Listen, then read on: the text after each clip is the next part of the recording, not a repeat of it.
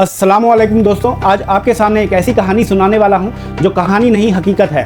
वो हकीकत जो आने वाली है, वो फितना जिसके बारे में नबी सल्लल्लाहु अलैहि वसल्लम ने फरमाया, हज़रत आदम अलैहिस्सलाम से लेकर क़यामत तक कोई फितना दज्जाल से बड़ा नहीं होगा। और आज हम इसको पूरी तफसील के साथ समझेंगे। वो कैसा होगा, कहाँ से आएगा, क्या करेगा और आखिर में उसका अंजाम क्या होगा।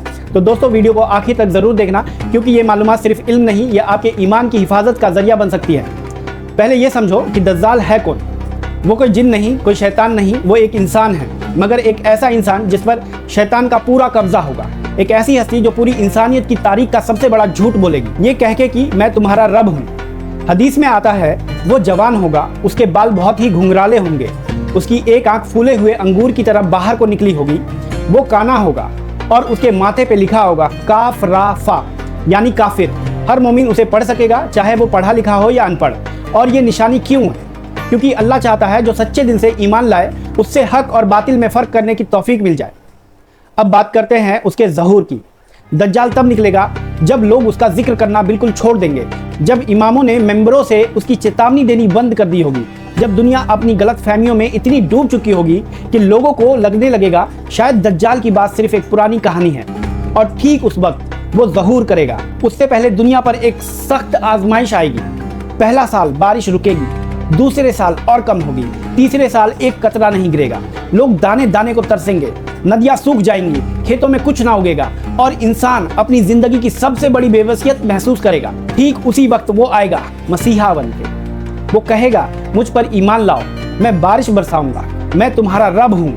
और अल्लाह की कुदरत से बारिश होगी, खुशहाली आएगी और लोग धोखा खा जाएंगे। दोस्तों यहाँ रुको और सोचना, वो इंसान जो 3 साल से भूखे होंगे, जिसके घर उजड़ चुके होंगे, जिसके बच्चे तरस रहे होंगे, अगर कोई आके कहेगा मैं तुम्हारा मसला हल कर देता हूँ, तो कितना मुश्किल होगा उसे मना करना। यही दज्जाल की सबसे बड़ी ताकत होगी। वो कमजोरी का फायदा उठाएगा और यही वजह है कि नबी सल्लल्लाहु अलैहि वसल्लम ने हमें बार बार दज्जाल के फितने से खबरदार किया है।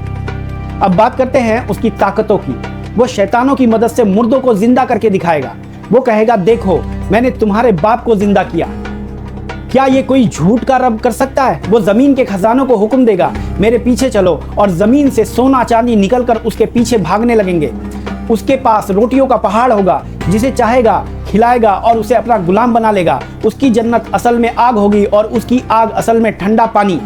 नबी सल्लल्लाहु अलैहि वसल्लम ने फरमाया अगर तुम वो आग देखो तो उसमें कूद जाना, क्योंकि असल में वो आराम और सुकून है। वो कंकड़ियों को भी हुक्म देगा तो वो सोने में बदल जाएंगी। जमीन से पुराना खजाना निकलकर उसके पीछे कुत्तों की तरह आएंगी। उसकी रफ्तार कैसी होगी? हदीस में आता है उसकी रफ्तार बालों की तरह होगी, जिसे तेज हवा उड़ाकर ले जाती है। वो दुनिया के हर शहर में जाएगा, सिर्फ 2 जगह छोड़ के, मक्का और मदीना। वहाँ फरिश्ते नंगी तलवारें लेकर हमेशा वहाँ पहरा दे रहे होंगे। जब दज्जाल मदीने के बाहर रुकेगा, जमीन 3 मरतबा जोर से कांपेगी। हर मुनाफिक डर कर शहर से बाहर निकल जाएगा और दज्जाल के पास चला जाएगा। वो मदीने की तरफ देखेगा और कहेगा वो रहा सफ़ेद महल।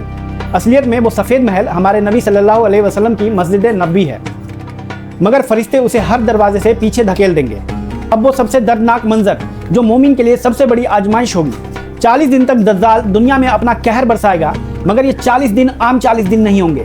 पहला दिन 1 साल के बराबर लंबा होगा, दूसरा 1 महीने के बराबर और तीसरा 1 हफ्ते के बराबर, और बाकी के दिन आम दिनों जैसे। सोचो एक दिन जो 1 साल की तरह महसूस होगा। हर गुजरे हुए लम्हे सालों का बोझ लेकर आएंगे।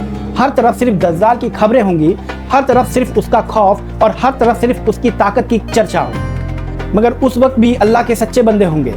एक मर्द मोमिन होगा जो उस झूठे मसीहा को खुलकर ललकारेगा। दज्जाल उसे 2 टुकड़े कर देगा, मगर वो मोमिन ईमान नहीं हारेगा। अल्लाह उसे दोबारा जिंदा करेगा, उसकी गर्दन पीतल की बना देगा।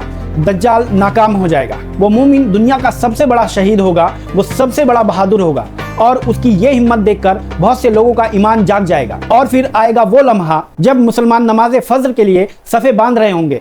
दमश्क की मस्जिद के सफ़ेद मीनार पर आसमान से नूर चमकेगा। फरिश्तों के परों पर हाथ रख के हजरत ईसा अलैहिस्सलाम आसमान से उतरेंगे।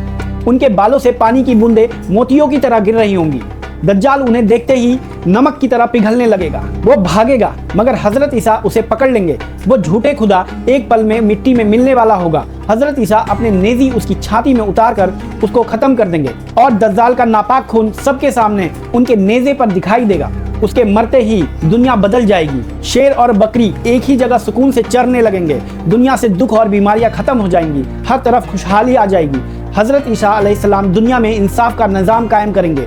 ज़मीन व आसमान अल्लाह की हम्दो सना से गूंज उठेगा और हक की जीत हमेशा के लिए कायम हो जाएगी। दोस्तों, अब एक सवाल, दज्जाल अभी नहीं आया मगर उसकी तैयारी अभी से करनी होगी। नबी पाक सल्लल्लाहु अलैहि वसल्लम ने फरमाया, सूरह काफ की पहली और आखिरी 10 आयतें जो याद कर ले वो दज्जाल के फितने से महफूज रहेगा। ज़्यादा से ज़्यादा अल्लाह का जिक्र करो, नमाज कायम करो, सच्चे दिल से ईमान रखो, क्योंकि दज्जाल की ताकत सिर्फ उन्हीं पर चलेगी जिनका दिल खाली होगा, जिनका ईमान कमज़ोर होगा, जिनका अल्लाह से ताल्लुक टूटा होगा और जिनके दिल में पक्का और सच्चा ईमान होगा। वो दज्जाल के सामने एक पहाड़ की तरह खड़े रहेंगे।